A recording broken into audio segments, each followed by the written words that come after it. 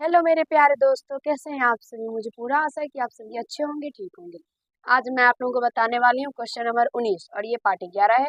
मैंने आप लोगों को पार्ट 10 में बताया था क्वेश्चन नंबर 18 और उससे same to same related question 19 number है, जिसमें हम लोग 19 का ए का पहला नंबर सॉल्व करने वाले हैं। 19 का ए का पहला नंबर सॉल्व करने वाले हैं। इसमें भी यही क्वेश्चन है। इसमें कहा गया निम्नलिखित बहुपदों में प्रत्येक सॉरी में यदि प्रत्येक बहुपद का गुणनखंड x-2 हो तो प्रत्येक स्थिति में a का मान ज्ञात करना है। देखिए, उसमें कहा गया था k का मान ज्ञात करना है और गुणनखंड x-1 है। इसमें कहा गया है a का मान ज्ञात करना है और गुणनखंड x-2 है। तो चलिए सॉल्व करते हैं। मुझे पूरा आशा है कि आप लोग जो भी पार्ट 10 देख लिए होंगे वो क्वेश्चन नंबर 19 खुद से ही सॉल्व कर लिए होंगे, लेकिन जो नहीं देखे होंगे वो क्वेश्चन 19 में अच्छे तरीके से सीख जाएंगे। तो चलिए स्टार्ट करते हैं क्वेश्चन नंबर 19। और एक सेकंड में आप लोगों को एक बात बता दूं, इसमें पी एक्स दिया गया था, इसमें पी एक्स हम लोग माने हैं, यानी पी एक्स के बराबर में x² - 3x + 5 इसको माने हैं हम लोग और इसमें भी माने हैं। तो चलिए यहाँ से देखिए, x-2 जो है इसके बराबर में 0 करना है, क्योंकि ये जो है इसका गुणनखंड है। तो यहाँ से x का मान निकालना है, तो 2 निकल के आ जाएगा, ये माइनस में 2 है, इधर आएगा तो प्लस में 2 हो जाएगा। तो अब यहाँ से हम लोगों को क्या करना है, क्योंकि इसमें जो है x-2 इसका पहले से ही गुणनखंड है, तो जब हम लोग p2 निकालेंगे यानी p2 निकालेंगे तब उसके बराबर में 0 हो जाएगा। तो यहाँ से p2 निकालेंगे यानी p2 निकालेंगे तो उसके बराबर में 0 करेंगे, क्योंकि अगर गुणनखंड कहा गया था कि इसका गुणनखंड है या नहीं है, सत्यापित करने के लिए, सिद्ध करने के लिए, जांच करने के लिए, तब हम लोग क्या करते थे, जो x का मान निकलता था उसको हम लोग px में रखते थे। अगर 0 आ गया उसका शेषफल तो इसका गुणनखंड है, अगर 0 नहीं आया तो उसका गुणनखंड नहीं है। उसी तरह से यहाँ पे जो है x-2 वो पहले से ही px का गुणनखंड है। जब पहले से ही गुणनखंड है तो जब x का मान हम लोग px में रखेंगे तब तो उसका मान निकल के 0 आ जाएगा। तो सेम उसी तरह से p2 जब निकालेंगे तब उसके बराबर में 0 हो जाएगा। मुझे आशा है समझ में आ गया होगा। अब यहाँ से देखिए p2 निकालेंगे तो x² है, तो यहाँ से 2 का स्क्वायर माइनस 3 गुना x, 3 गुना 2 प्लस 5a बराबर में 0। 2 का स्क्वायर करेंगे 4 माइनस 3 गुना 6 प्लस 5a बराबर में 0। एक सेकंड में एक बात बता दूं, यहाँ पे देखिए, यहाँ पे 5a, यहाँ पे 5a है तो मैंने इसे यहाँ पे 5a ही लिख दिया। और कोई कोई क्या होता है कि हर बार में एग्जाम में जब हम लोग बनाते हैं, हर बार में एक एक ही जगह पर भी हम लोग 2 का मान रख देते हैं, यानी x का मान जो 2 निकला है वही हम लोग एक ही जगह पर भी रख देते हैं। ऐसी भूल नहीं करना है आप लोगों को। ऐसी भूल हम लोग कर कर चुके हैं और गलत कर चुके हैं, इसलिए ऐसा अब नहीं करना है। अच्छे तरीके से ध्यान से बनाइएगा। देखिए, टाइम बहुत सारा रहता है एग्जाम में। अगर आप लोग पढ़ के जाते हैं, सीख के जाते हैं और आप लोगों को क्वेश्चन, कोई भी क्वेश्चन अगर आ रहा है जो आप लोगों को पेपर में आया है, तो आप लोगों के टाइम, आप लोगों के पास बहुत सारा टाइम रहता है।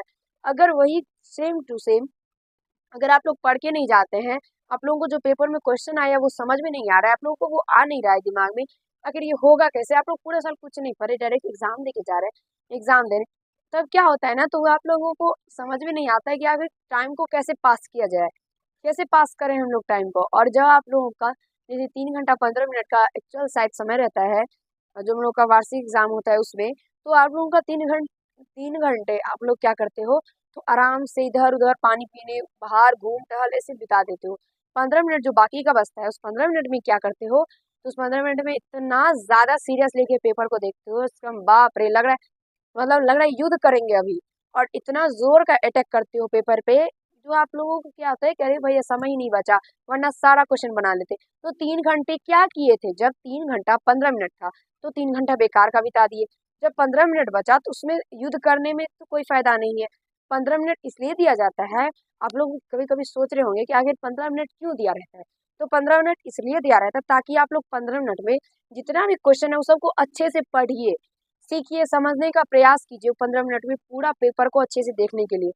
इसीलिए 15 मिनट दिया रहता है और 3 घंटा आप लोगों को काफी है क्वेश्चन बनाने के लिए। तो इसलिए आप लोगों को एग्जाम में जो है कभी भी पढ़ के जाएंगे तो बहुत सारा समय लगेगा, अरे समय है, आप लोग आराम से बनाइएगा, आराम से सारा क्वेश्चन बन जाएगा। लेकिन पढ़ के नहीं जाएंगे तो इसी तरह का प्रॉब्लम होगा।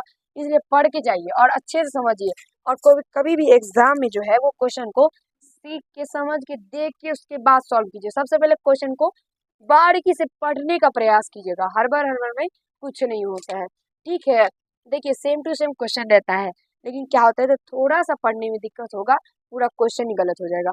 इसलिए पढ़ने का सबसे पहले जो है अपने अंदर में पढ़ने का स्थिरता आनी है कि कोई भी क्वेश्चन पढ़ते हैं तो उसमें धीरे से पढ़े, आराम से पढ़े, समझ के पढ़े। ठीक है, तो चलिए सॉल्व करते हैं।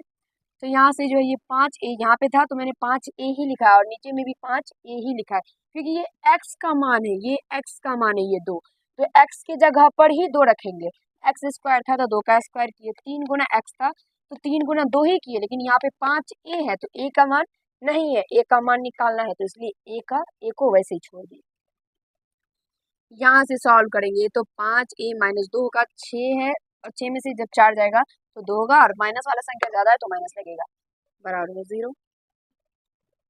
5a के बराबर में 2 होगा, प्लस माइनस में है 2, इधर आएगा प्लस में हो जाएगा, a का मान 2/5 निकल के आ जाएगा, क्योंकि गुना में है ना, इधर आएगा तो भाग हो जाएगा, और a का मान यही निकल के आ गया। मुझे आशा है समझ में भी आ गया होगा और आंसर भी हम लोगों का मिल गया होगा, क्योंकि प्रोसेस सही है तो आंसर मिलने का कोई बात ही नहीं, आंसर मिल गया। क्वेश्चन नंबर 2 देखिए, इसमें पी एक्स भी हम लोग माने हैं, P x x Q minus 2 a x square plus a x minus 1, इसमें भी हम लोग पी एक्स माने हैं, और सेम टू सेम कंडीशन इसमें भी है, एक्स माइनस 2 इसका भी गुणनखंड है और a का मान निकालना है। तो चलिए एक्स माइनस 2 के बराबर में 0 इसलिए करेंगे ताकि एक्स का जो मान है वो 2 निकल के आ जाए, ये माइनस में इधर आएगा तो ये प्लस में 2 हो जाएगा। अब यहाँ से p 2 निकालेंगे तो इसके बराबर में 0 हो जाएगा। अब यहाँ देखिए एक्स क्यू है तो एक्स का मान क्या है, 2 है, तो 2 का Q minus 2 Guna a Guna x square, तो एक्स का मान 2 इसका square, plus a Guna x, तो a गुना 2 माइनस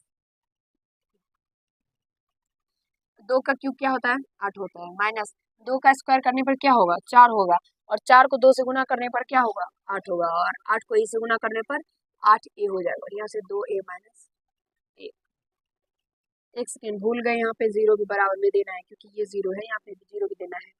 अब यहाँ से क्या करेंगे देखिए, अब यहाँ से देखिए 8 में से 1 घटा देते हैं तो 7 हो जाएगा, और यहाँ से ये 8a में से 2a को माइनस करेंगे तो ये 6a हो जाएगा, बराबर में 0 भी देना है, तो यहाँ से माइनस में 6a रखेंगे, ये इसको जो है इधर माइनस में 7 हो जाएगा, क्योंकि प्लस में है ना इधर, ये माइनस में हो जाएगा। अब यहाँ से a का मान निकालेंगे तो ये माइनस में 7 बटे में माइनस में 6 हो जाएगा, क्योंकि ये गुना में इधर आएगा तो ये भाग हो जाएगा, ये माइनस से माइनस कटिंग कट हो जाएगा, तो a का मान 7/6, और इसका आंसर a का 7/6 निकल के आ गया। आप प्रेम से इसका आंसर देखेंगे और आंसर मिल जाने पर बहुत सारी खुशी भी होती है, मुझे भी पता है।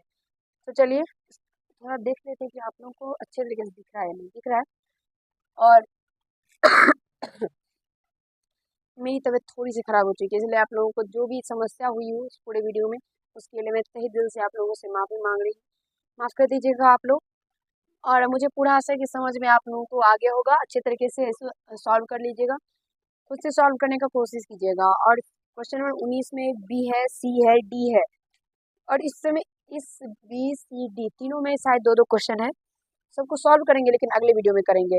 तो अब अगले वीडियो का इंतज़ार कीजिएगा, पार्ट 12 का, पार्ट 11 हो गया है, और ये पार्ट 11 होने का पूरा का पूरा इंजाम और कारण आप लोग ही है, क्योंकि आप लोग ही थोड़ा छोटा छोटा वीडियो ज़्यादा देखना पसंद करते हैं, इसलिए मैं छोटा छोटा ही वीडियो आप लोगों के लिए लाती हूँ, ताकि आप लोगों को थोड़ा सा भी समस्या नहीं हो। आप लोगों को समस्या होगा तो समझ लीजिए हमको ही समस्या होगा, इसलिए आप लोगों को समस्या ना हो इसमें छोटा छोटा वीडियो लाना पड़ता है, और छोटा छोटा वीडियो के चक्कर में पार्ट ज़्यादा हो जाता है, इसलिए कोई बात नहीं, पार्ट ज़्यादा हो तो हो, लेकिन आप लोग अच्छे तरीके से समझने का सीखने का प्रयास कीजिए। आप लोगों को सीखना है, बस बस इतना दिमाग में रखिए कि कोई भी कुछ भी करते हैं, लेकिन पढ़ाई जो है वो सबसे ज़्यादा मोस्ट इम्पोर्टेंट सबसे पहले आता है, इसलिए कुछ भी पढ़िए लेकिन मन से पढ़िए। तो समझ में अगर आ गया होगा और अच्छा लगा हो तो वीडियो को लाइक कर दीजिएगा, और पार्ट 12 का इंतज़ार कीजिएगा, क्वेश्चन 19 का भी सॉल्व करेंगे। धन्यवाद।